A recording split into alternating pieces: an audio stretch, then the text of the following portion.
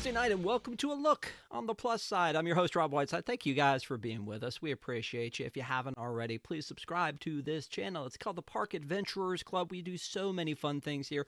We'd love to have you come on board, be a part of the community. So please subscribe to this channel and then also give us a thumbs up, as it helps people to find the channel and this show.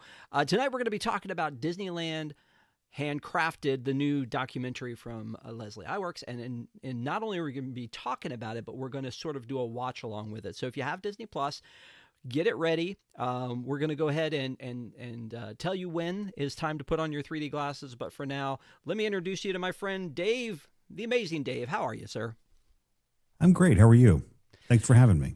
Great. I love that you have the soulful radio voice going on tonight. It's very right. calming. I'm here to talk to everyone like a radio DJ today. It's the quiet storm. So thank you for doing this with me, my friend. I know that you and I are kind of like Disney park geek. Yeah, look at that. Disney park geeks from back in the day. I'm representing. I know that you're currently a magic key holder. Congratulations for being rich. I will once again someday be there. Maybe we'll figure it out. But so tonight is kind of a blending of worlds. It's a look on the plus side where we usually review things off of Disney Plus or Hulu Plus or something adjacent. But then on Sundays we do our park show, which is the Park Adventurers Club. This is kind of both together because this is Disneyland Handcrafted. Now, my first question to you is going to be, are you usually a fan of this behind the scenes park stuff? Because I used to love, you remember the Travel Channel, or one of them used to do like, it's Disney Parks Undiscovered, you know, those kind of things. Did you ever watch those? I never did. No, I didn't know that existed. I would have if I knew. To answer your question, I'm a huge fan of behind the scenes stuff. I like it probably more than the actual content that Disney puts out. So I watch all the documentaries on Disney. That's the first thing that I go for when they have something about Imagineering or, the behind the rides stuff that they did. And I just can't get enough of that stuff. I love it. Yeah. I'm looking up here that there's it's on Amazon Prime, because I literally just watched this again. But I used to watch all these specials and I'd watch them over and over again to the point where my family, I think, would get pretty sick of me. But it's free on Amazon Prime if you have it. This is one of my favorites, Disney Parks Undiscovered. And the funny part about this one is it's like a time capsule, because when you go in to watch it, it's all these things that don't exist anymore. It's like, hey, did you ever want to build your own space mountain? Go to Disney Quest. Nope. Can't do that anymore. Hey, would you like to drive like Richard Petty? Can't do that anymore. You should go parasailing with Sammy Duvall. Nope, can't do that anymore. So it's, like I said, it's like this time capsule of things you can't do, but it's fun to go back and watch them. So if you haven't already, go back in and check it out. I'm being told that you are louder than me, so let me adjust a little bit here. I lowered mine a little bit too on my end. Okay, how about that? Are we good? Hopefully. We'll move this a little closer too. All right, so probably too much of an adjustment, but let me know how that's going, Jayware. Thank you guys for being in the chat too, by the way, tonight, and we would love for you guys to play along with us. So what we're going to do is we're going to start this, and then we're going to talk over it, because it's an hour, 15 minutes, give or take, and I know that Dave's got to be in bed soon. So what I want to do is that I'm starting on the screen, and I'm trying to see why this is not showing up for me here. Oh man, it may not show on this screen. I've never watched this stuff. I've just changed computers, and it may not be showing me, like I'm looking at nothing. So we're not going to cut to it, I guess, but where I'm going to start is there's a logo when it starts up. So again, this is Disneyland Handcrafted. There's a logo that starts up. It says Iwerks and Company. So if you get that up and pause on that one, that's where we're going to start. Okay. All right.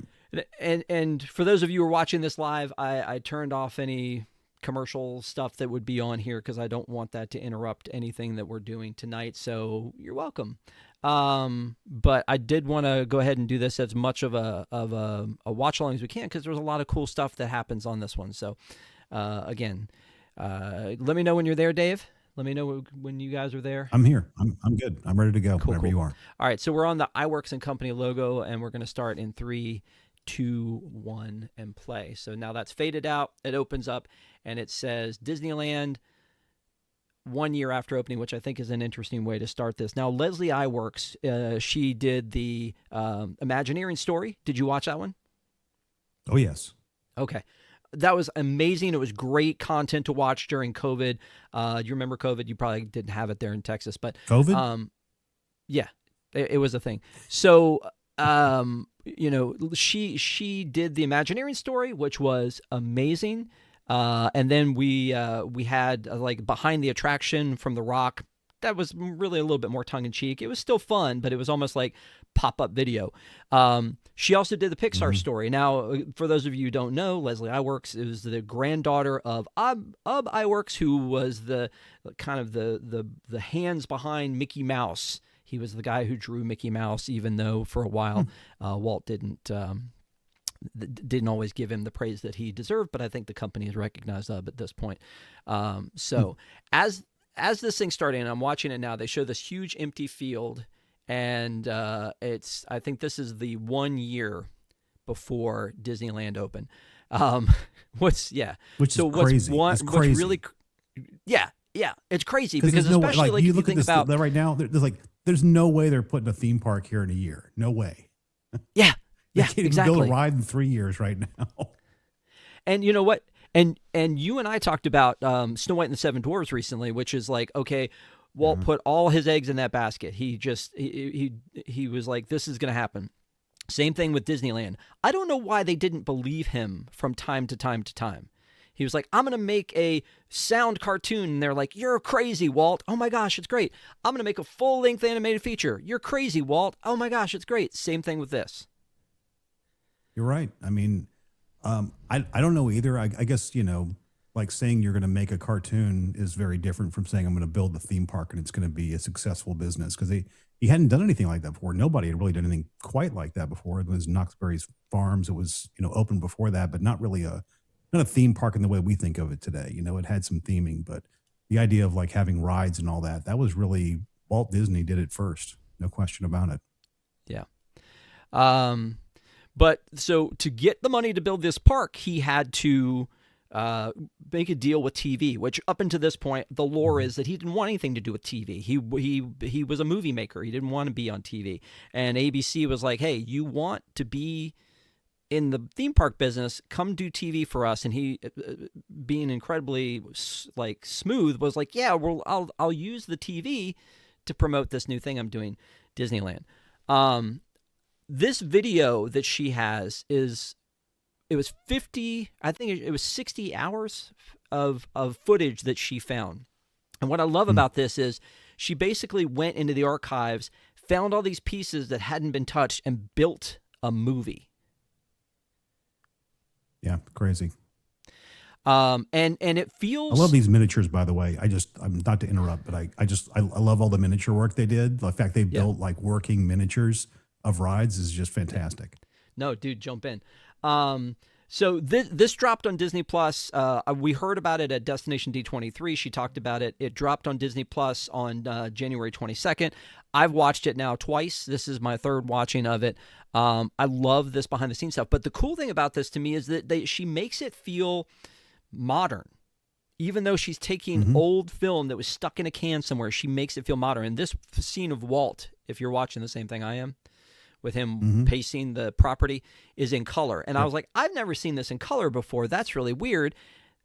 Come to find out that she did colorize a good amount of this. And you can see they kind of go back and forth sometimes between, what is colorized and what's not. But they mastered this, they colorized it. And then even the sounds that she puts underneath it makes it feel like there's the interviews that they do, and they tell you who's speaking.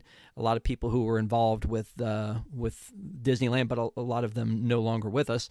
And then on top of that, there's music, and like sometimes there's a film projector sound that she does. It's just there are little touches like that I think make this more watchable than if we were watching the raw footage.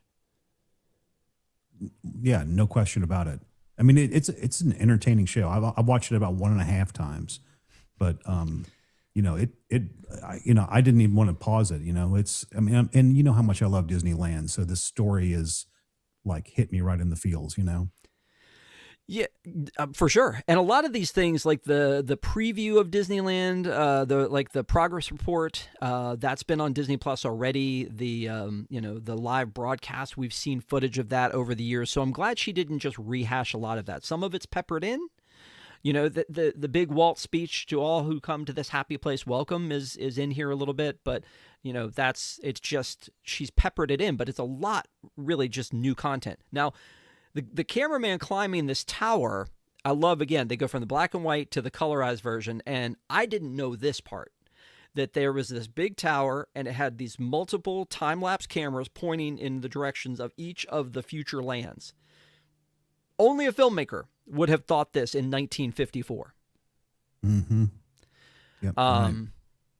And this also, is what they this knew is how to incredibly do. dangerous, by the way.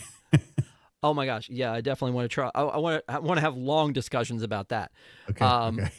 But again, they show that some of the time lapse footage, but we're only Yeah. seeing pieces of this. Like, I would go somewhere, and it could be the Walt Disney Archives, it could be the Family Museum, but I would go somewhere and sit in a room and watch all 60 hours of this. Mm-hmm. And just be probably not in one sitting, but yeah, I could probably do the same. But the way she's put it together, she's, theoretically, I mean, I didn't get to see it, but theoretically she has put together what is, arguably the best footage that she could find out of this. And, that's what documentary filmmakers do. So very cool that she put that together. And again, it's mind blowing that it took 1 year and 1 day to build an entire theme park, when now, like, the Tropical Americas, Dinoland just closed, finally, the rest of it, even though half of it's been under construction. It's still going to be, a year and a half before we open that land. And that's just a land with the Indiana Jones building probably staying mostly intact. Some of the buildings like the Restaurantosaurus and the gift shops are still going to be there. I mean, it's really crazy how quickly they put all this together. Now, they show Roy, which I love seeing Roy, and he was the money guy, and he was probably the one who never slept because Walt kept him jumping. He looks kind of stressed in the videos. If you look at him, like kind of his body language, he's not out there enjoying the time and the weather. He's stressing. Yeah, and I know Walt was again, too during this time. If this is accurate, it's 10 months before opening. I want to talk about the callous use of Jeeps. Well, I was going to say, like, we see this vehicle getting stuck here, and this, like, the trucks driving through the mud and slipping and sliding. The callous use of machinery in this video, some of it almost makes me like scared and like almost like, what were they thinking? There's especially the one, and we haven't seen it yet, where the guy has the truck on the hill, and it starts to turn over, and so his gut reaction is to jump down and be right underneath it. And I was like, he's going to get smashed. He didn't just jump down; he jumped and rolled, which I think you'll see it in a minute. That's what I loved about it. Is like, yeah, this happens all the time. You got to jump and roll. And then the guy ready for it. The guy's sitting there eating their lunch, and like looking like the guy's got his hair done just right for the construction site. They're always smoking, and then very rarely do you see construction helmets. Yeah, that's true. I didn't think about that, but you're right. Okay, we're 7 months before opening now. There is so much negligence happening on this build, and they documented all of it. Yeah, it's crazy. I mean, were the standards that low at that time, or is this like an outlier, or I don't know. I mean, as you see old videos of them building skyscrapers in New York, and you see guys walking across the girders and stuff like that. So I guess, it was a different time. Well, Jay Ware says that smoking was good for you in the 50s. Yeah. I think 7 out of 10 doctors recommended it. Right. There was those old time commercials. They used to have that, Yeah. That's another show. Most of this video had no sound. It was the footage was MOS, meaning it had no sound. So sound effects from the 1950s and Foley were added as an immersive experience. And like I said, the film projector I thought was a nice touch, especially as like you hear it ramp up sometimes when they go from one scene to the next. The berm, what a brilliant idea. Like, hey, we want to keep the outside out. And so what we're seeing now is they're flying over and showing, adding the trees, adding the berm, cutting the land, like, and they talk about the fact that there was only like 10% of a plan when they started this, and the rest of the plans they made on the fly. What? That's crazy. Yeah. Good Jungle Cruise here. Yeah.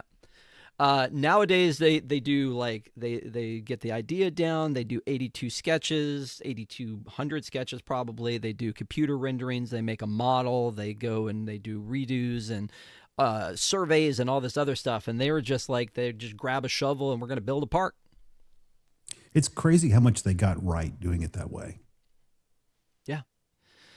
And then again, just like, we know the stories of like Ex Intencio, who like wrote the music to like Grim Grinning Ghosts and Pirates. Wasn't his job. Everybody pitched in who was in the movie business and made a theme park. And that's how, the Imagineering story goes. Now they're doing trees. And this was an interesting thing too. What'd you say? These are no doubt animators working on the tree here. Oh, I mean, some of these people are construction people, obviously, but like the people who worked on like the cars and things like that, like Bob Gurr and all those folks. Yeah. So it was a joke, Rob. Yeah, no, you're right. I'm with you. It's hilarious, buddy. Thanks. I love seeing it drive around though, and I remember hearing stories that like they would have Walt drive through so that he could see where things were, and then later same thing happened as he was in his final years driving through the Pirates, because he never got a chance. I want that Disneyland station wagon. Yeah. So I would drive that every day. Are you into the part where they're pounding on the ground? Yes. And then the guy picks up this what looks like a very deadly object and points it at this other dude? He's gonna, if like they cut it before they kills that guy. Well, in some of the audio, you hear Walt say, "Oh, well, this is no one was hurt on this, on the scene." No one was seriously hurt. That's where it gets into like, okay, what is seriously to Walt at this time in his life? Like guy only lost one leg. He's fine. He's still got one, 50%. This orange bit is definitely a gag that you would have assumed would come from Disney with that. And then the guy climbing to the top of this tower that they're building in Tomorrowland, and just like he just climbed up to the top and they're just walking around. Like, what the heck? They got these guys out there. Well, they've got cigarettes literally in their mouths while they're doing this stuff. If you watch, there's a guy I think going to come up in a minute. He's walking across one of the girders. He's got a cigarette. Like there it is. That's the guy right here. Yeah. Like that's. Man, that's a. Fire Chief is in the chat and said the difference between family-owned Disney and corporate-owned Disney. Family-owned Disney could do what they needed to do to get the job done. This one right here with True enough. with the tractor on the hill. Like, what were you thinking? Like, basic physics didn't exist in the 50s? Yeah. Oh, man. And these guys were probably getting paid next to nothing. Right. This is the one where like the guy here it goes right like here. This is the guy. Yep. Yeah, and then it starts to fall, and then he's. But watch him roll. Watch him when he hits the ground. He's gonna roll.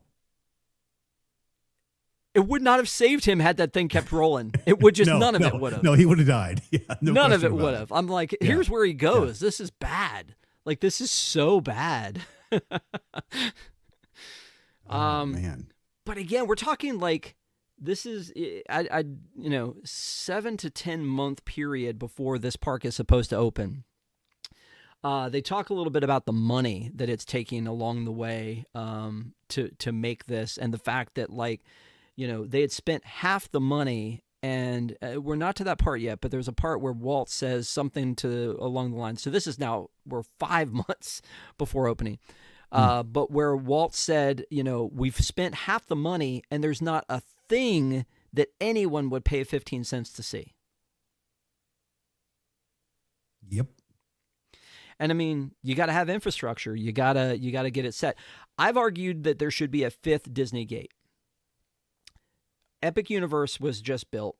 one of the things that they keep talking about with Epic Universe, or that they talked about with Epic Universe, is you have to build new infrastructure. You have to build new cast buildings and administration, and you have to build water and just shipping lanes and things like that to get in and out. And there's just a whole infrastructure that needs to be built when you build a brand new park, as opposed to just adding to the existing parks.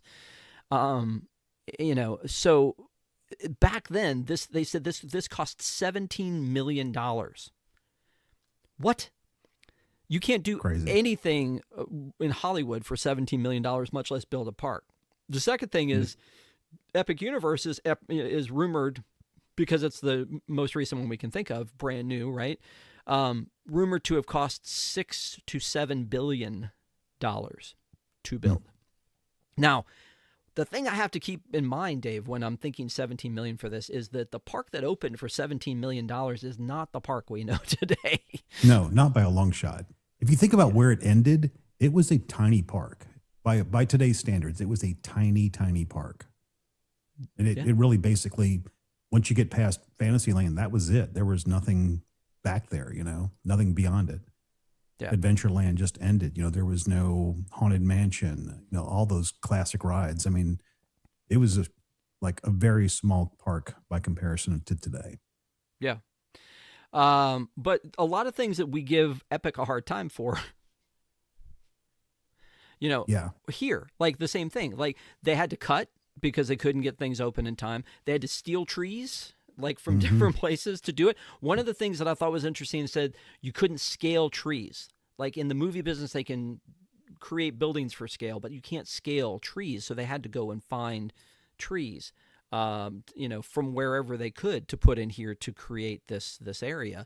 And then on top of that, when it opened, there were so many things still missing. Like Tomorrowland was just basically like a facade. Like when Epcot it opened was up a few years ago. What did you say? Like Epcot was before they redid it. Yeah, exactly. So, I mean, that's the thing I have to keep remembering. On the one hand is the park that we see here, and this is now 4 months before opening. The park that we see here is not the park that we have today. They've built on, they've added, they've improved. It's grown. It's the vision that Walt had for it. It would continue to grow and get more beautiful every year. But just the things they did, like the trains. They built a train. They built a ship. Think about this. There were 3 trains when Disneyland opened. 3 trains, and they were different sizes. And I don't know how detailed all the other trains were, but they had the one that where Big Thunder is now. They've got this one, which is the main train that goes around the whole park, and then they also had the Casey Jr. So I mean, Walt loved his trains. Yeah. And I love that they mention in here at one point that they built all this stuff in so many different places. And I think it was Bob Gurr who was saying that they didn't really have a home base. They didn't really have an administrative building or a place like that. It was just everyone was tucked away wherever they could be, at the studios, here on the property that they were building, wherever, to build trains, train cars, teacups, Autopia cars, whatever the case may be. They were building things everywhere. Literally orange trees right here in the background of the train. I love this part where these guys were in suits pushing this train down the street. Just like today. Nah, brah. I don't even wear a suit to work, much less would I wear one to push a train. Yeah. But let's be real. I wouldn't push a train. Fair. You got me there. Yeah, true. Yeah. Fire Chief said need a little more counterweight in that crane. Yeah, I noticed that too as they were putting that train on the track. The crane front went up like this as they were putting it down.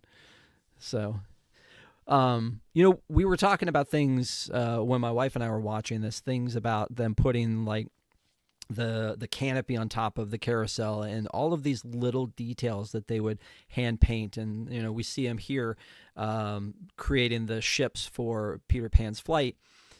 A lot of this handcrafted stuff probably isn't what exists in the park anymore, right? It's all been replaced with fiberglass, prefab Surely. modern, I mean, it's been 70 years. Disneyland has been open 70, almost we're like 70 and a half years. And so, a lot of that stuff's been replaced over time.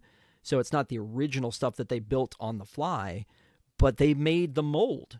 They set the standard, and everything else has been to, make a better version of the original while keeping it original, especially at Disneyland. Like you said, it's a very special place. I love the Autopia cars.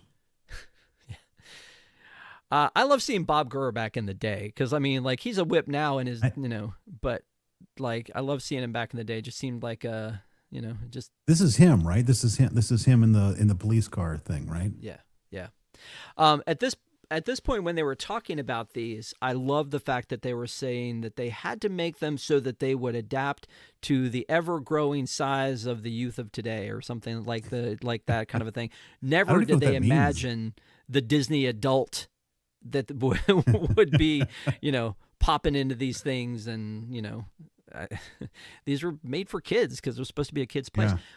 Yeah. That's another thing with this park, that we all know the lore again. Walt was sitting on a bench. He was hanging out with his daughters. It was Daddy's Day, and he thought there should be a place where the families could all enjoy themselves together. That vision came true when his daughters were 19 and 21. So he had the concept in theory based on the fact of his daughters, but it really then became like something that he did because of that, but not specifically for them at that point. So they never got to enjoy it. Oh, I'm sure they enjoyed it. Well, I mean, not like a father and his young children could enjoy it. Yeah. No, you're right. And there's some place in here where Roy E. Disney talks about being there with his dad, and like just how crazy it was, and just the energy that was there when the park opened. It's closer to the time when actually the park opens. But again, this is like, 4 months until the park opens, and it doesn't even look like a park. And even now, like, looking at this, we're looking at the Rivers of America, and they're talking about this story. This is my wife's favorite story, how they filled the Rivers of America, and they came back the next day and it was empty. I remember hearing this story in conjunction with, I think, the Jungle Cruise.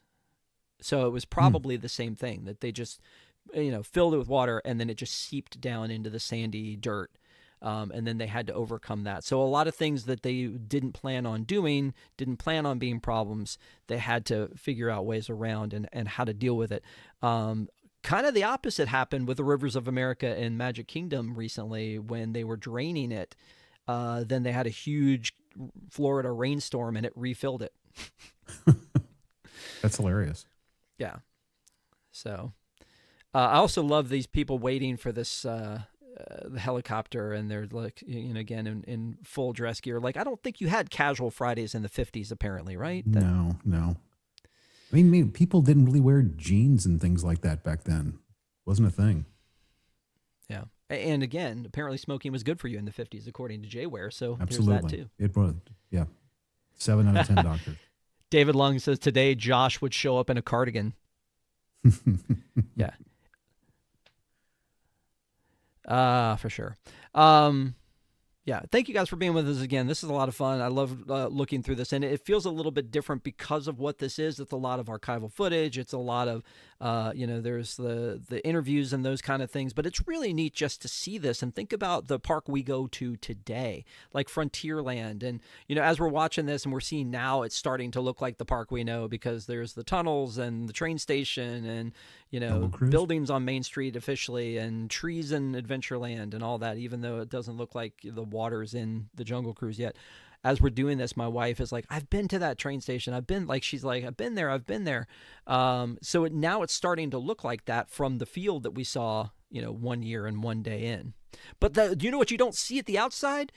IHOP, Denny's, motels, like that hasn't come and invaded this space yet. I hate There's nothing else. I mean, literally, it's just orange trees and a few roads. There's some line where a Family Guy's making fun of 90210 and one of the characters being old, and she's like, when I was young, this was orange groves as far as the eye could see. And that's what I think of every time I see stuff like this. We're still seeing the time-lapse video. Thank goodness they put this up. That was a great idea for them to do. I love that that exists. I love seeing the track that's in the ground for like the things that they thought of. You know what makes me sad, Dave? Seeing the building and the moving of the Captain Hook pirate ship. I wish I had seen that in person. That would have been something to see. Yeah. I don't know if any of our fellow folks have seen fellow park adventurers in the chat have seen ever got to see the Captain Hook ship in person. It was 1982, I think, is when they finally took that out of there, and I didn't go until I think into the 90s, so missed out on that, and rocket rods and the original people mover out there. So I love that they're building this this ship or the riverboat in parts and then taking it out that way. That's really cool to me that they were doing that back then, and it makes me think about Walt Disney World and the Contemporary and how they built the hotel rooms and then just put them into the A-frame. Yeah, it's incredible that they had the forethought to be able to do it this way. I mean, because that's the reason they were able to do this in a year, is some of this forward thinking about prefabbing and constructing things offsite and doing it modularly, and it was very smart. I mean, they must have had some pretty smart people planning this whole project out. Well, and it feels like they just kind of buckled down and did it, right? By the way, G Ware in chat said not in person, but isn't there something like it at Fantasy Springs now? So he's baited me at this point into telling you that yes, when I went to Tokyo, one per show, I get to say it. When I went to Tokyo, there was the pirate ship that was very basically akin to the Captain Hook pirate ship from the one that was in the parks, or in Disneyland. But it's really neat to see that in Fantasy Springs, that it exists. That's cool.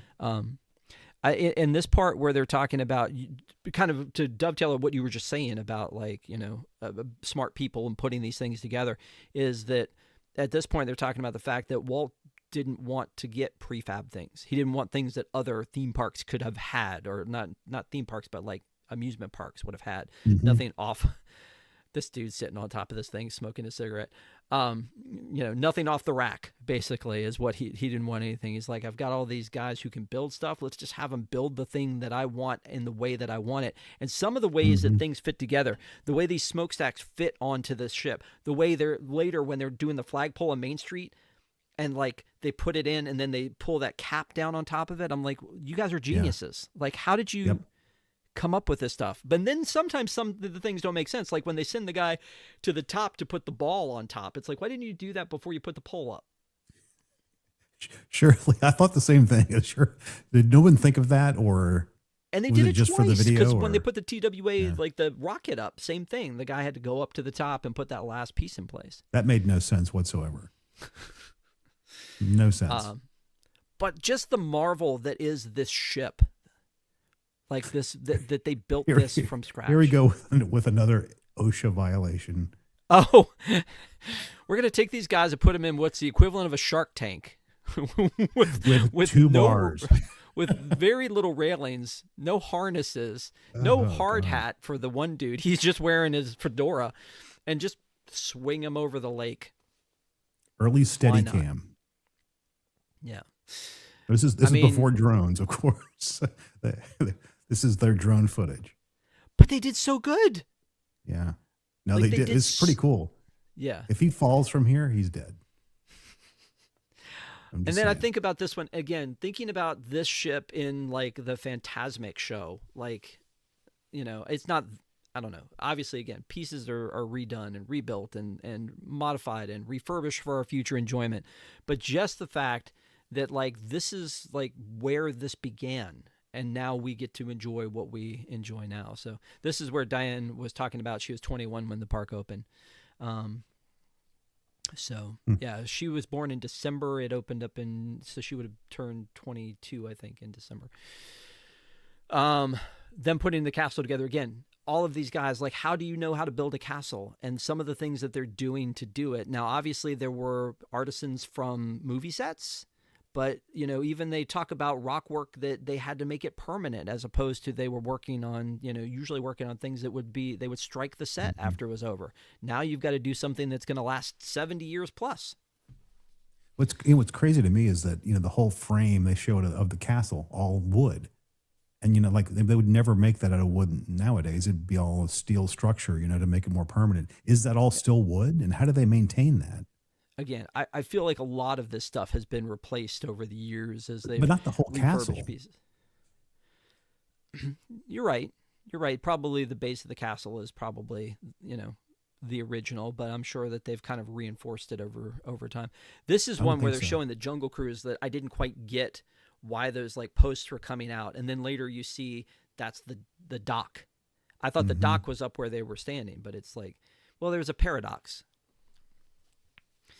That's it. There, nice. Yeah, that was good. It's a Jungle Cruise joke. Good. No, that was nice. It's not mine. Yeah. I can't take credit for it. It's the Jungle Cruise. Now, right. like the thatch roof. You could have taken credit for it. I'm sure they've replaced the people in the chat would call me out in a heartbeat, my friend. They're professionals. This thatch roof, though, again, it's just like, what? Like, and they're doing so many different things. And Tomorrowland was built last, and it makes sense to me that it was built last because you've got all the other lands had to have trees, foliage, just the rock work, all that other stuff. Whereas you didn't have to do all that in Tomorrowland; they could just build some other sets there. So,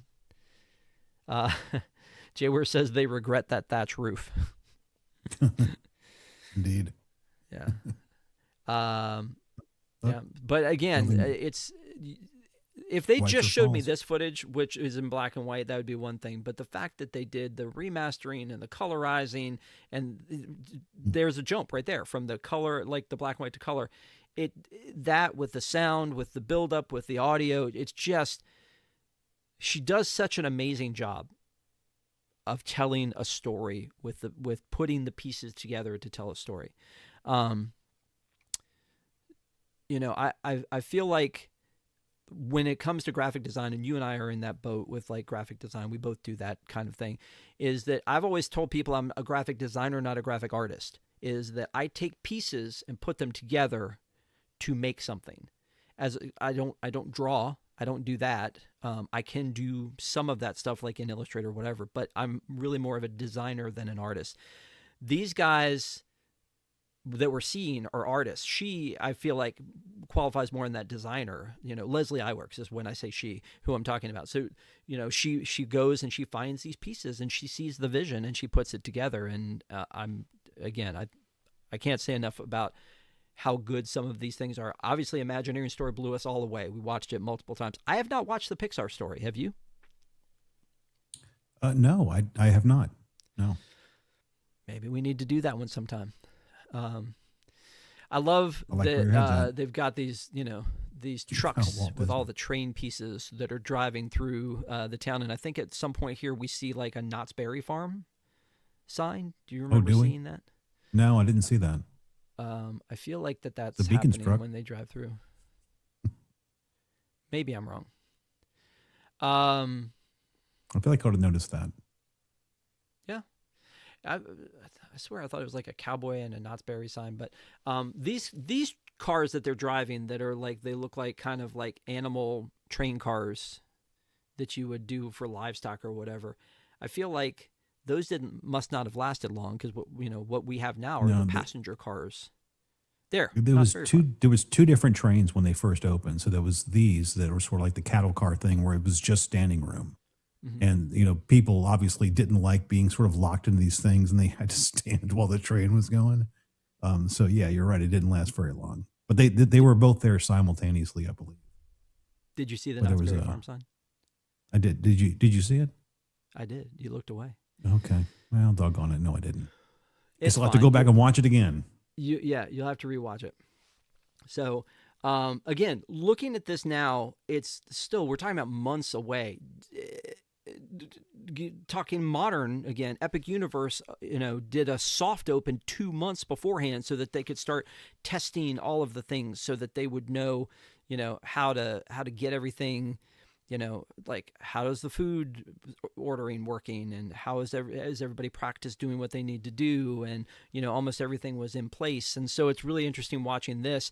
Not only are they still working to put the park together, but then as we get closer to the ABC Live, that's a whole nother ballgame on top of the fact that it's like, so it's not just a race to finish by July 17th, but it's a race to finish enough so that then the film crew can come in and set up for a week leading up to that. So what a nightmare this must have been.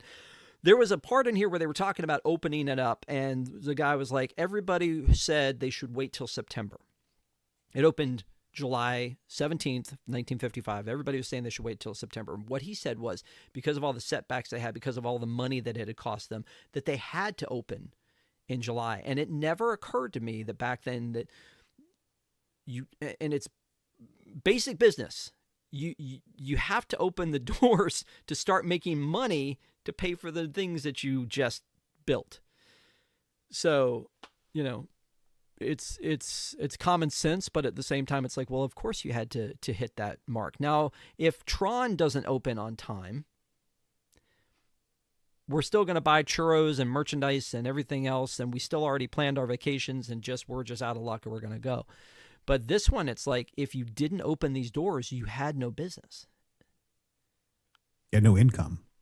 Yeah. Because he leveraged. And they were, it was massively in debt at this point. Yeah. It would have probably been the end of Disney if this would have failed. I don't think he would have lasted till September. I heard Roy say that somewhere, and I can't remember where I heard that. But where they're doing a pan across the hub and over into Frontierland, which again, it's interesting what things they decided to build when, like those two towers for like the lookout towers that they built for Frontierland there before so many other things are there. Then they start talking about this woman, I think it's a woman, who came in and designed like the landscaping, because Walt was like, wait a minute, we have things happening all over. We need somebody who's actually planning this for us, like designing it. We can't just like willy-nilly throw trees everywhere. Somebody has to have a plan for how this is supposed to work. And it's amazing to have an eye like that, to be able to put together Main Street the way that it was, and how they're mixing like the red brick cement and the yellow, and how it all works out, and putting the stone in the street. Again, do you do this game when you're watching this going, where is that now? Like, yes. Right? When I go, where is that? Is that still there? Yeah. Yeah, like why? Yeah, I didn't really understand this part and what they were doing and why the color. Is that just something we don't see anymore because it's gone, or is it just a precursor to? I guess here they are putting rocks in it, so I guess they went back and paved over this, and this was just the base. Yeah, I really have no idea what's going on because I know nothing about this type of paving or any type of paving for that matter. That's around the hub where they are right now, right? Yes. Or no, yeah, or this the is Main entrance, Street. or by the well, not the hub. This is Main Street. Like, yeah, this USA, is like right the by entrance. the train station. So where the flagpole would be. Yeah. Right. Yeah, no, all of this has changed at this point. Now, 2 months before opening, that's where we're at. Again, hopefully you guys are at the same place. If you haven't already, give us a thumbs up. And thanks for being here with us and watching this. It's really neat watching all of this stuff come together here as they're building it out. And again, this is not the park we know today. Not just not the park, but like the parking lot doesn't exist anymore. Like I was there, I did see the original parking lot. I was there before they built DCA and the Grand Californian and the Esplanade and all that kind of stuff. So I was there at a time where you could just drive up and see, drive up to the front of the park, which is weird for me having grown up around Disney World, because it's such a journey to get to the Magic Kingdom. You can't just show up at the gates. You have to like go to the TTC and either take a ferry or a monorail, or you have to come in by bus on the side, and you don't just like show up there. How close could you park to the front back then? To the right close. To the front gate, were you? Yeah, it was like so. What do they do about lines then?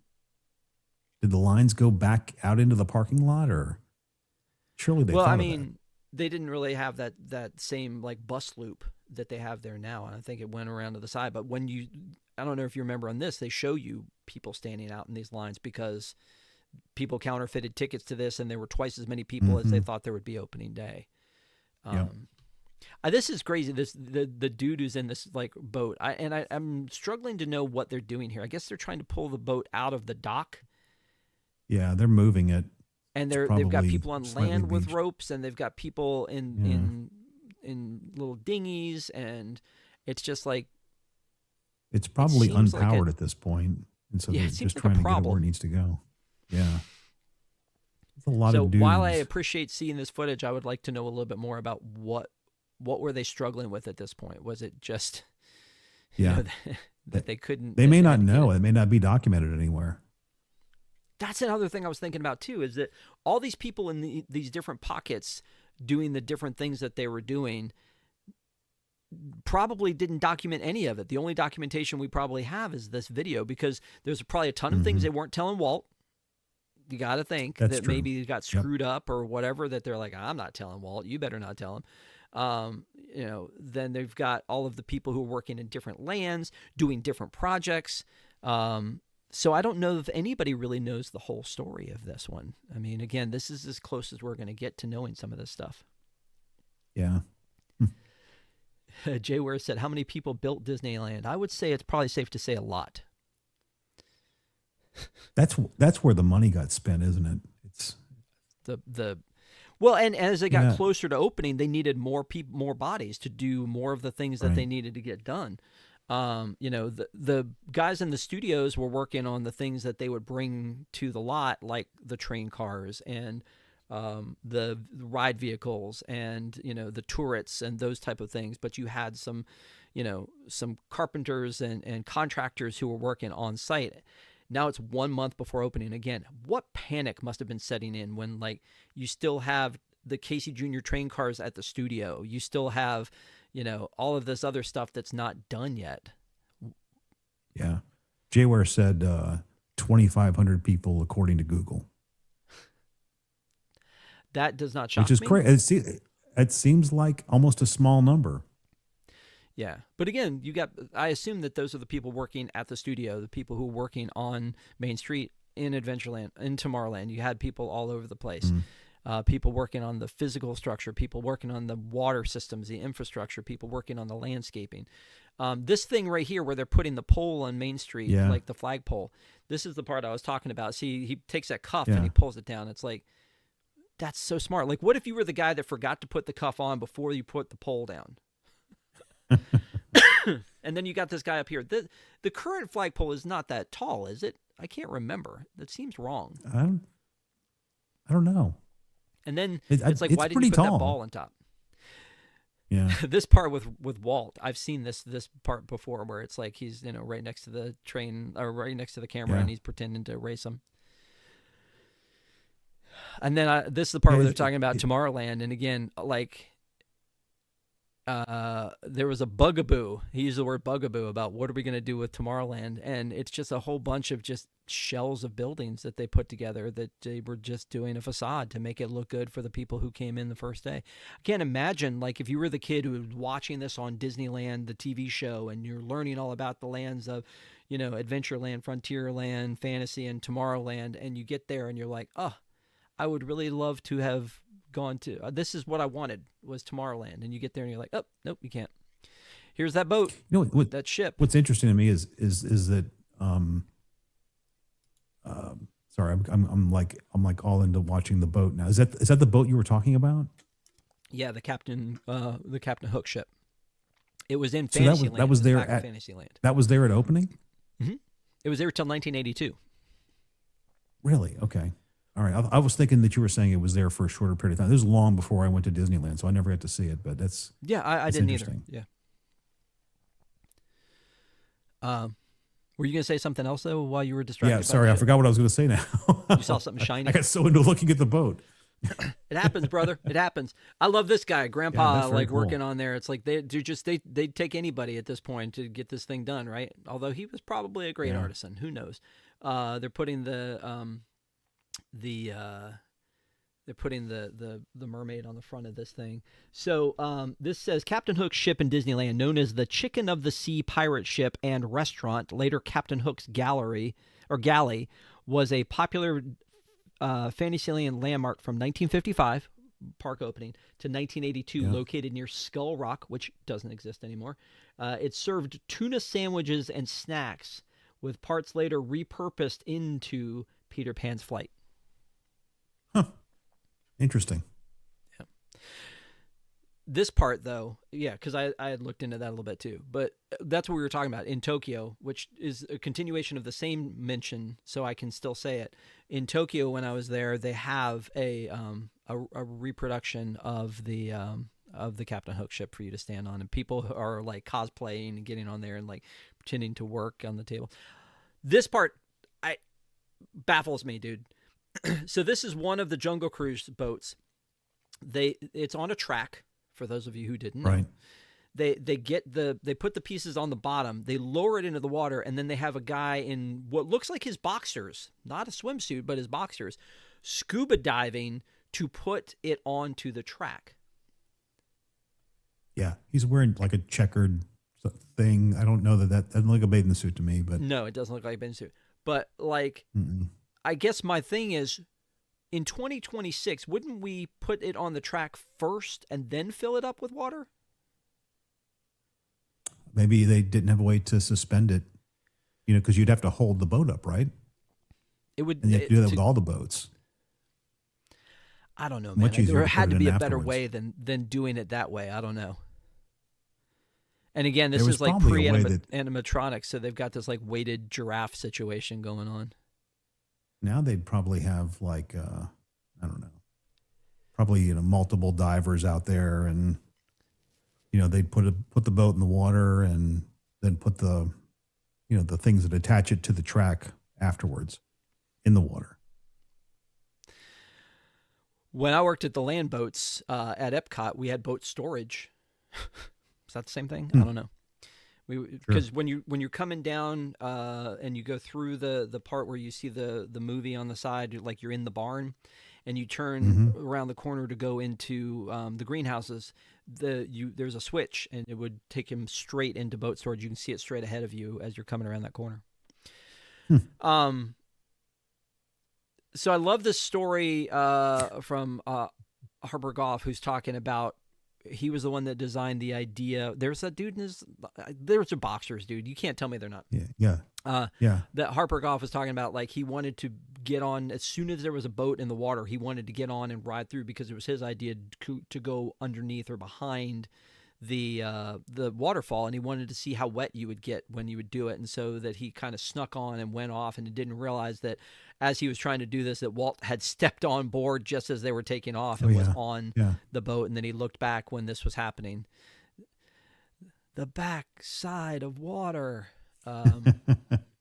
It's just so funny to me that's a thing that happened. But man, this must have been so cool. Like, again, it's like that whole, if you can dream it, you can do it. There's controversy over if, like, see, here's the doc where it's like put together, but there's controversy over if that's what Walt said or not. But the idea that you could go and say, you know what, this should be a jungle cruise, and there should be hippos coming out of the water and giraffes coming over here. And well, we can't do that for real because we can't keep them maintained. But what if we could give the illusion of that with using our years and knowledge of movie magic? And then they put it together and they're like, hey, we built this.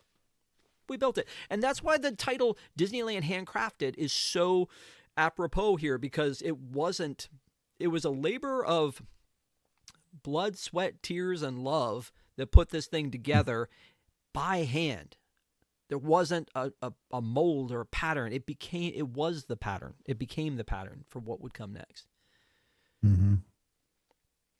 Again, just the amount of this part where they're talking about how I think they mixed a lot of their own paints and like their own colors. They weren't just off the shelf colors they were using necessarily. There's that place in Disneyland. Like, there's a place on Main Street. You go down to the first little spot where you can turn off to the side. And there's a place where you can see where they decided if they were going to have sort of wavy bricks or sort of straight bricks. Yep. I love that. Still there. Yeah. Yeah, I think there are two like things on Main Street to point out to people who've never been there, is to go down there and look at the difference in the bricks when they were trying to figure out the pattern of how it was going to be, and that's down as you're walking toward the castle on your right.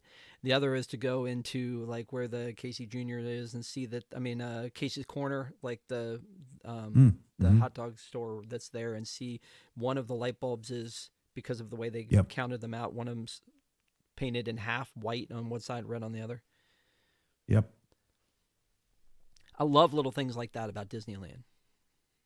I mean, Same. it's just amazing. That was the lingerie store, I think, that they're going in there. So This guy's got a bicycle pump pumping up the tires. Yeah. Worst job in Pump up the Disneyland. jam. Yeah, I mean, he looks like he's in, like, you know, he's in full character there. But this is as they're still getting things together, trying to put this entire park together, and it's now looking like a park, you know, so similar to what we know. But they're still talking about there was a gas leak under the castle, and there was, like, you could see the gas popping up. Now, in the picture they're showing, you know, swans in the water, and there's gas leak. And then apparently one of the guys was smoking, and somebody pulled him off the bridge and was like, you could light the whole place on fire.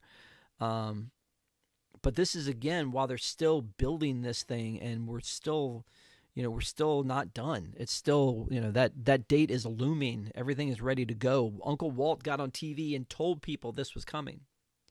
This is that part where, like, again, the canopy on top of the carousel, where it's like he's putting, you know, hammering each little thing into place and putting each of the horses on.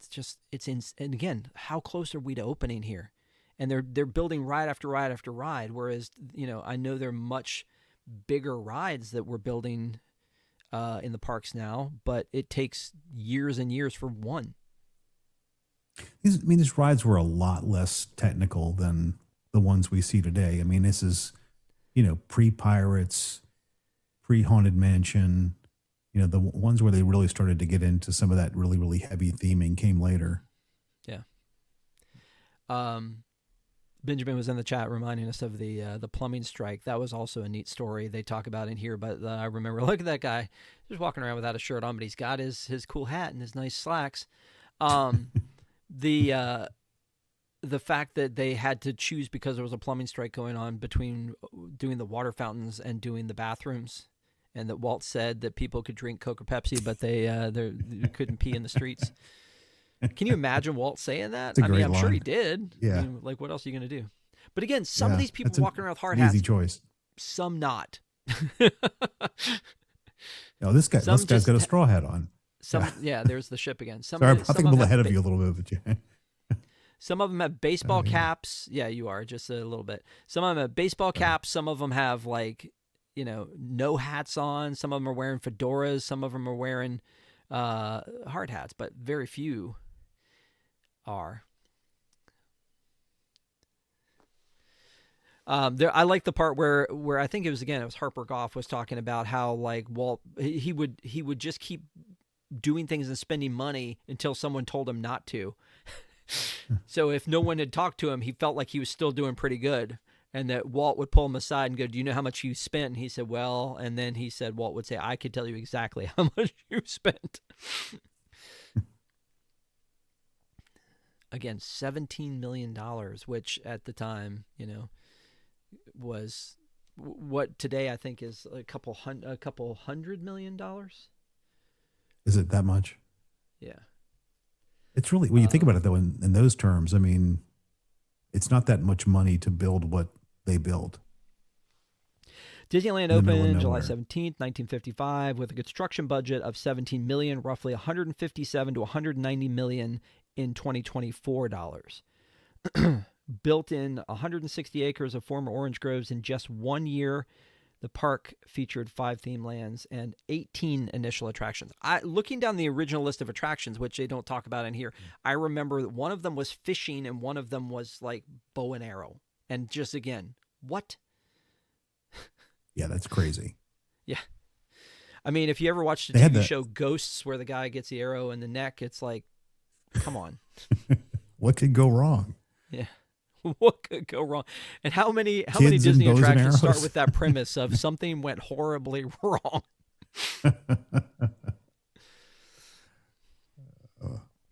This is them putting up the TWA rocket. And again, they put the whole thing up and then they send the guy up to put the topper on. But again, custom made. Like you can see, like he's like making the threads on the thing that screws into the top. And it's just, and then when they send him up, I love the fact that he's just wearing socks and he just kind of rubs his feet together to get the dirt off as he's going up. It's just so funny. Remember TWA? There's so many terrifying ones. These guys are wearing hard hats at least. Yeah, well, they mean business, but they're still smoking. They're still smoking. Smoke them that if you got them, rocket boys. falls over on them. That hard hat's going to save them. It is yeah. And again, this one, this rocket, like I would have loved to have seen that driving down, I-5. And again, very like cool. the guy inside filler, the thing waving them back and forth, and the way that they do it all, it's just so funny to me. Like they just and them dropping the feet on, so smart. Some of the stuff looks incredibly dangerous and dumb, and couldn't there be another way to do it? And then some of it's like, oh my god, that is incredibly smart. Even though that fake drone thing with the cage over the water was extremely like callous and dangerous, pretty smart. Yeah. I mean, I don't know how else you get a shot like that back then. No. And cameras weren't exactly portable. So the guy's going up. This was the guy I was talking about. Yeah. Okay. His feet are nice and clean. Rubbing his feet together, get all the dirt off so that when he gets up, he hugs it like a monkey. Oh, man. This just stresses me out. So good, man. I don't know what you're worried about. It's so good. Ooh, man. This guy. Fire chief said they were also probably tossing back a few on break as well. Again, Probably. Back in the 50s, drinking, smoking, it was all healthy for you. It was part of the food pyramid before we came around. Okay. So this is actually people, and I think this is supposed to be the day before opening, right? These are people, or before, it's actually before they did. Now, again, they've got a boat out there documenting, because you're a movie company, you got to do it right. This must have been the annual pass annual pass holder Magic key holders. preview, right? Is that what this was? The annual pass holder preview? Yeah, I was so committed to that joke. I had to get it out, but I stumbled all the way through it. But it's fine. It was good. We're all fine. I assume, again, friends and family, there's a scene here where there's a mom and a son that are like on the bank, and they've got like a circular, what almost looks like a VIP badge, but like the kid's wearing it around his waist and the mom has it on. Which must have been like, again, a special preview for friends and family, maybe, I guess. I don't know who else would have been here because it's not really press, and I'm pretty sure it wasn't Disney influencers. Yeah, that would have been tough to influence back then. I love that, like, the people are dressed to the nines with the dresses and the ties and the jackets and all that kind of stuff. And it's freaking July. I don't know, July in California is not the same as July in Florida, but it's July. Can be.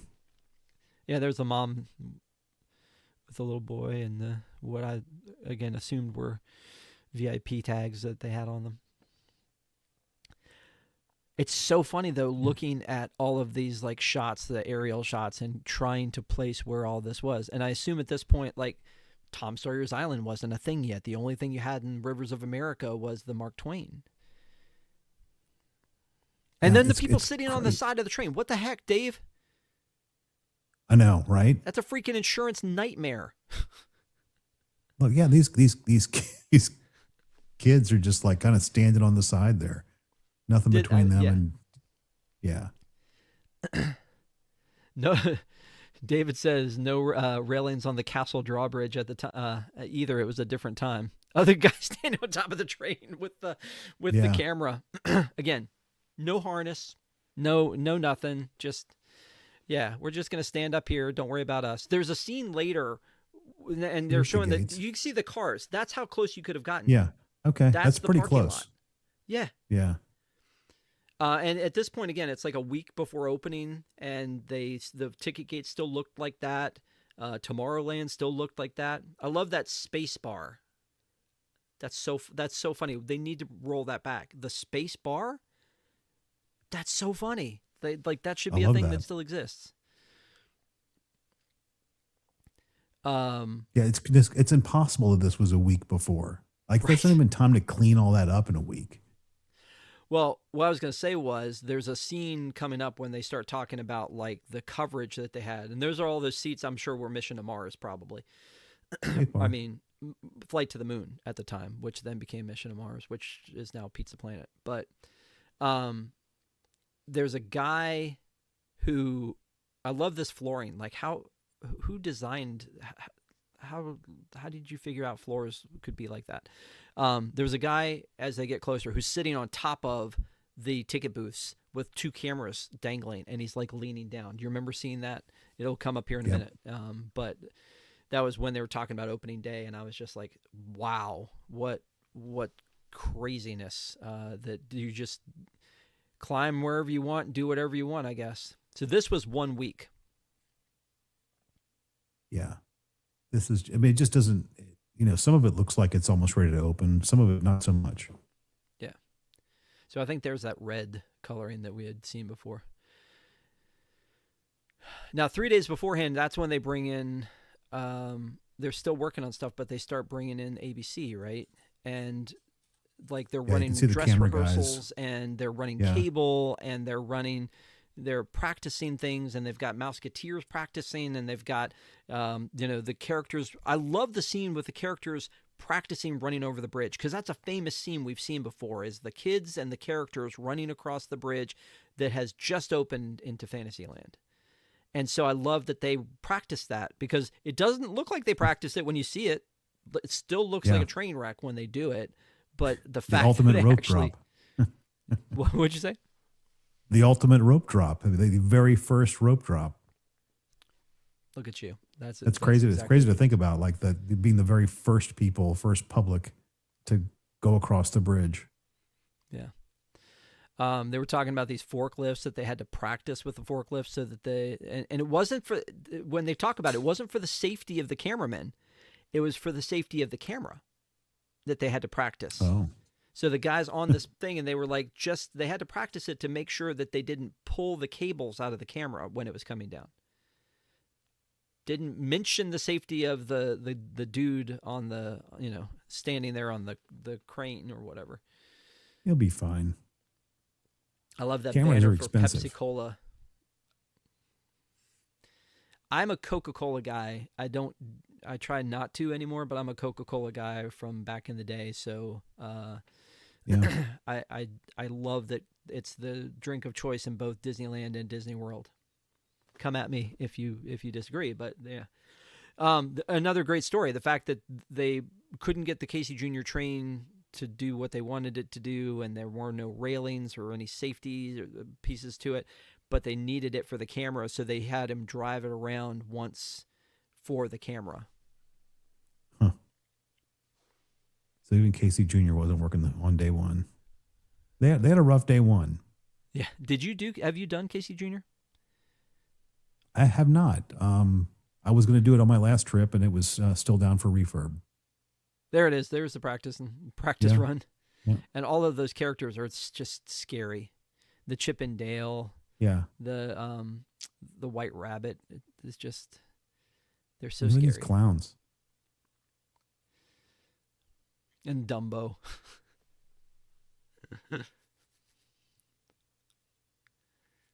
It's so different, man. It's so crazy how Wow. different it is from what we know. And you see where the ship was and the water around it. The Mouseketeers practicing.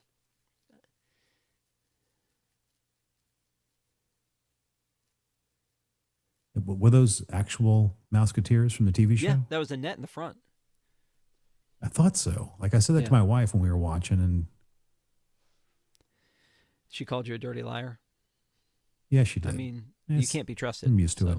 Yeah, it's true. Or is it? What'd you say? I said, it's true. And then I said, or is it? Or is it? Because Because I could be lying. Because Yeah. like in Labyrinth, one of us tells the truth and one of us always lies. Yeah. They were showing the asphalt there, and the narrator The or whatever forklift. says, that's not sand, that's actually asphalt. That the cranes were getting stuck in, and there was again rumors of the ladies in their high heels were sinking. Their heels were sinking into the asphalt because it was a hot July day, and they had just finished putting the asphalt down. So, Hmm. Ronnie Reagan, Yeah. Art Linkletter.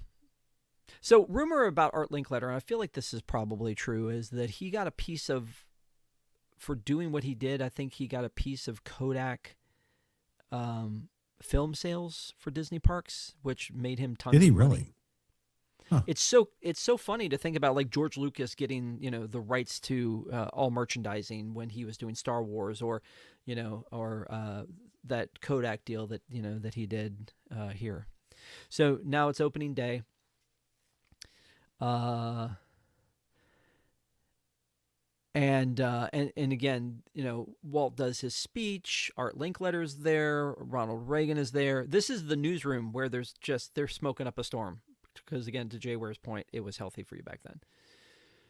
There's the lines. Look at those lines. So look at wow. Yeah, and I skipped over the part where they were talking about how they were painting the plants and trees and grass. They were painting them because they had already planted everything, they put it in place, and they couldn't resurrect it, so they just painted it. There's those cattle cars. But yeah, those lines and everybody in their dresses and in suits and getting ready to go in is really insane. There's yeah.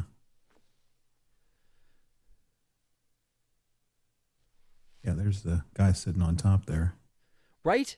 Come on, man. Yeah. Who let him doing, up there, bro? What are you doing? And that's brand new. There's probably still wet paint too.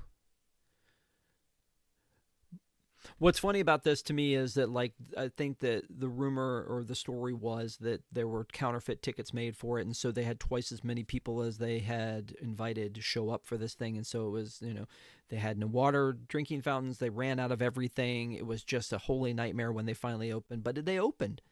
That's the thing, is they said they did the Babe Ruth and point at the outfield and says, that's what we're going to do. We're going to open on that date. And then they opened on that date in 1 year and 1 day from the time they said they would. $17 million, and they open. What's amazing is even with all the problems that they had on day one, they still came back and opened on day two. And that to me is what makes Disney what it is. It's just that they weren't going to let any kind of failure or setbacks stop them. They were just going to keep going. That's just that was the spirit of Walt, Yeah. Just out of curiosity, because I was looking at the way all these people were dressed, I was like, what day of the week was July 17th in 1955? It was a Sunday. Oh, straight from church. Maybe. Or some other formal event they do on Sunday mornings. There's all that red brick or red tile. Look at the trash, by the way. Do you see that? Yeah. Lots of trash. Again, and all those brownie cameras, right? Yeah, so and cigarettes. There's trash, there's cigarettes, there's horse poop, that you see there. There's a lot of things that I'm sure Walt was like, no, over time, we're gonna fix all this.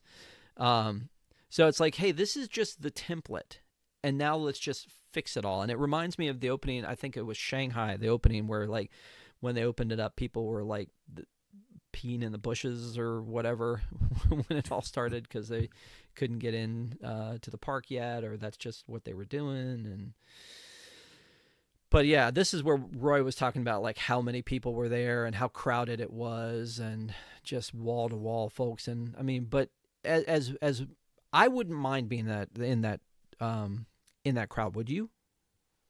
Oh man, no! I give it anything to be in that crowd. That's a line I wouldn't mind standing in. Yeah, and notice the cop dressed like one of the Keystone cops. That's crazy. Mm-hmm.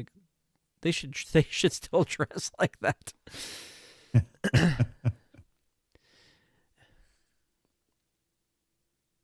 And then Walt stepping up to give his big speech to all who come to this happy place. Welcome. I have a key that does that. Do you have the key? No. Are you going to buy it when you go out to Disneyland? Are you judging me? Did you just judge me? I just saw that look. You were judging me, weren't you? I'll get a key. Fine. Get a key. You should get a key. It's a lot of fun. All right. I mean, you're going to be a grown man walking around like waiting in line behind little kids, but it's fine. It's all fine. It's all good. for a pin that I don't actually want. I'll take it. Fair enough. Do you have them all? I'm assuming you don't have them all. I just have one. Okay. I couldn't go further than that. I just got the one. But it was really funny, like, 20-year-olds coming up to me going, "Sir, what is this all about?" It's like, don't worry about it. It's none of your business. It's a grown-up thing. You wouldn't understand. Hey, there's the scary Dumbo. Oh. And some very probably inappropriate Native American stuff going on there. Culturally inappropriate. Culturally inappropriate. That's what I was characters. looking for. There's one of the specials, the Disneyland specials, that when you watch it, they show you like I think it was like it's the Christmas or Disneyland Through the Seasons is what it's called, and it's on Disney Plus. And if you go and watch it, they show you a parade, and the parade is so like jacked up. Like, I mean, there's actual dogs in it, and there's I don't know. It's really it's interesting, but yeah, look at those bodies wall to wall. That's like trying to get out of the park after the happily ever after ends. Oh, I love this. The camera put into the teacup. I guess I never wondered how all of those shots get done, but that's how it pays off. That's how it gets done. Whoa. Man. That was the original stabilizer, man. All the people lined up at that Chicken of the Sea boat, get their hot tuna sandwiches. Chicken of the Sea boat. I love that. Storybook canal boats. Looks a little bit different. God, that's so crowded. Yeah. Again, to your point, though, I would love to be there. Like, if I don't know that that's the point in time. If I could pick one point in time to go back into, I would. But it would be in consideration. Like, I'd be in consideration for that one. Like, what was it really like to be there that day and to be able to see, Art Linkletter and Walt Disney awkwardly walking off into the distance when it was all said and done. But yeah, it was very cool. Yeah, it probably would have been more fun to go there just for entertainment 2 or 3 years later. Yeah. This is the woman christening, which again, why do we do that? I think she had a couple of drinks there. She was struggling getting up there. Yeah, and then she crashes this bottle that shatters all over the place on this brand new. Yeah, I mean, that's how you christen a ship. I get it, but also, like, really? So. Yeah, she could have christened it more carefully. Oh, I was wondering why they were running off the boat here, and I realized, well, they're wired to whatever they're talking to. So if the boat takes off, they got to plus drop he's the got to move on to the microphone next shot. I mean, they had scripted all of this to happen. I mean, live TV, in a place you had never been because it was just built yesterday. It's had to have been insane to try to put all of this together on top of opening a theme park, is to do, a live broadcast with multiple cameras across the whole thing. But for us, at least it's documented, right? Like, that's great that it exists, that we can see all of these pieces of this place that we all now love so much. And the things that came after it. So, I mean, is there any place to see the broadcast, the original broadcast? What about it? Oh, is there a place to see it? Can you see it? I don't think so. There's the pre-opening report on Disney Plus, but I don't think the actual original broadcast is available. I could be wrong, but I don't. I would love to watch that. Yeah. No, it would be very cool. That's a lot of opinions. Yeah, Benjamin said they still do the christening with the Disney Cruise Line ships, but they do the bottle on the outside and they smash it, and I guess just the glass falls into the water. Yeah, they don't which doesn't spread seem it on the deck very conservation friendly. Now that I'm thinking about it, but there's a thing. But yeah, again, all of this footage, to be able to document this thing from, 1 month, 1 year out, empty dirt field. So like we didn't even get to see them pull down the orange trees, the orange grove to do that. But obviously, they did that before all this happened. All right, so this scene with Art Linkletter with his arm around Walt, they turn around and they go into the castle afterwards, and they don't show it here, but one of them's trying to put his arm around the other at the same time, and it's so awkward that every time I see it, it makes me cringe. Like I feel so bad for both of them. It's supposed to be this poignant walking off into the castle. We're headed to Fantasyland. It's the end of the broadcast. So this says, despite many setbacks, Disneyland has welcomed over 900 million guests since opening day. I think they just hit 1 billion, right? I don't know. So, and again, directed by Leslie Iwerks. So, yay. That was great. That was great. What a good show. Yeah. Beautiful footage. They did such a great job of colorizing it. The colors were really believable. I would have never guessed it was colorized, honestly. It looks like they shot it in some form of color back then. They had color film back then, didn't they? You know Which what? is very expensive. I looked that up because I was like, again, I was perplexed when I first saw it because I was like, I've never seen this in color. That I've never seen that shot of Walt walking towards me, and in the red checkers, it looked like it's kind of like off in a table in an Italian restaurant. He's walking towards us, and it's in color. I'm like, I know I've never seen that in color before. In 1930, there was a little movie called Wizard of Oz. Yeah, true. There you go. So what I looked up, and as a matter of fact, Dave, our minds are in sync here. I looked a lot of this stuff up. I looked up the cost of film and why they didn't use it. So this is what it says. Movies in the 1950s were still commonly shot in black and white, primarily due to the high cost of color film, the processing, and the equipment. So you've had to be in that situation before where you have to update all your equipment when some new technology comes out, whether we HD radios or DVDs or whatever through the years, right? So it said, which made monochrome a more economical choice. While Technicolor existed, it was expensive and required intense lighting, which again wouldn't have occurred to me, leading studios to reserve it for major productions while relying on black and white for smaller films.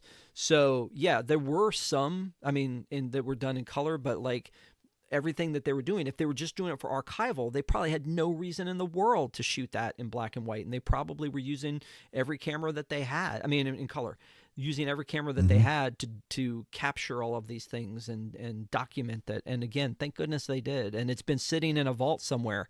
And, I guess Leslie was bored some point and was like, you know what? I did the Imagineering story. Everybody loved that. We can't really move forward on that anymore. I've told that story. Well, what if? And especially with the 70th anniversary of Disneyland, which has been spread out since May of last year, even though the 70th was in July of last year, and that doesn't end until July of this year. It's this weird thing, but it's been fun. I've enjoyed it.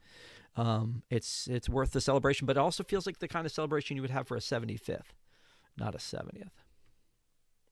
That's fair. Yep. All right. So thank you guys for watching with us tonight. This is a lot of fun. Thank you guys. I see you in the chat, Jay Ware and Benjamin, and I saw Ronald Fire Chief. Care Bear was there a little bit earlier. David, thank you guys for being here, and a big shout out to our pack. We love our pack, the Park Adventurers Club. Thank you guys for being members of the Park Adventurers Club. We have a Patreon. You can come and hang out with us, and we have a Discord, and we ask goofy questions and have all kinds of different topics that our community discusses. But special shout out to all of our pack members, but include special shout out to our Zebra Mezzanine and our Treasure Room supporters. Tonight is Wednesday night. We're doing this, a look on the plus side. Last Sunday night we had Kev and Pete Carney were on here, and we did a lot of Q&As with him and asked him a bunch of questions, and it was a lot of fun. So go watch that show. That's still on this channel, and that was the Park Adventurers Club. This Friday, Patrick and I are going to go, and we're going to go through all our Lorcana cards, and we're going to rip some packs of Lorcana cards, talk about the values and the collectibles and all that kind of stuff. And it's going to be just a fun hang on Friday night at 8:30. Sunday night, We hope to have a recorded show for you, but we're not going to be live Sunday night because there's a game on, I think, some sort of football A game? Like what? Football? I heard. I thought football was over. I thought that didn't it end? Apparently, there's one more game. I don't know, but yeah, it's going to be a thing. So I guess and just then for football next Wednesday nuts night, or something. Next Wednesday night, Charlie, our paleontologist buddy. I don't know, Dave, if you've seen Charlie on our network before, but Charlie actually worked at the La Brea tar pits and has a degree in paleontology, and so Wow. he's going to come on and he's going to talk about the Disney animated film Dinosaur that the ride Dinosaur was based on, and then the week after that, or the Sunday after that, we're going to have a park show where we're just going to talk about the legacy that was Dinoland USA. So lots of content coming up. Please follow us. But Dave, Sorge, now is the time. Yeah. Now is the best time, because I'm going to ask you. A friend comes to you and says, "Dave, you're the Disney guy. Everybody knows it." Yeah. I'm looking at Disney Plus. There's a lot of like documentary style stuff on here. I see this thing. It's called Disneyland Handcrafted. So my question to you, sir, is: given this, would you recommend this special? If for any Disney fan, to me, it's a must watch. This is just as important as Snow White for the establishment of the Disney empire. And if you love Disney and you don't see this, then you're doing yourself a disservice. And there you have it. That's it. That's all I got. Yeah, no, that's fine. Fire Chief was saying in the chat, trivia time. You were expecting more. Sorry. No, you're good. I promised Dave that if he would come do this at the last minute with me, that we would not ask him any trivia. So as I was watching it, I was hearing things about how much cable there was that they used and all these other things, and I kept thinking there's a lot of great trivia here, but we're going to pass on that one for the watch along for tonight. So he gets the pass on that one. But I would say yes, you absolutely should watch this if you love Disneyland and just want to know like where it all started, and even Disney World or any of the Disney parks, it all started here. It's just like we talked about with Snow White, Dave. It's like it all started with a mouse, but it all really started with Snow White. That was the movie that put them on the map with long form animation. It gave the studio a bump of money that got them going, which then led to Disneyland, which then again they sunk everything into, came back, and then Walt just kept swinging for the fences. He was like, let's do, sound commercials. Cartoons. Let's do color cartoons. Let's do long form cartoons. Let's make open a theme park. And then he wanted to build a community of tomorrow. And so unfortunately he passed away before he could make that dream come true. What we got was sort of a truncated version of what his dream was. I'm happy with Epcot, but it would have been interesting to see what his version of Epcot would have been had he lived to carry it out. So he just was always swinging for the fences. This is a great kind of story about that journey for him. And there's a lot of others that, that will sugarcoat a lot of it. This was like the down and dirty, gritty of how the thing got done. So I would recommend it too. Let us know in the comments what you think. Thank you, guys. Also, let us know what you think about the watch-along thing. We haven't done one in a while. Let us know what you think about that format. We appreciate you being here tonight. We hope you join us again Friday night for the Lorcana packs. And then, again, hopefully we'll have a show for you to drop Sunday night. And then next week, another episode of A Look on the Plus Side with Dinosaur. Thank you guys so much for being with us. Have a great week, and we will see you next time.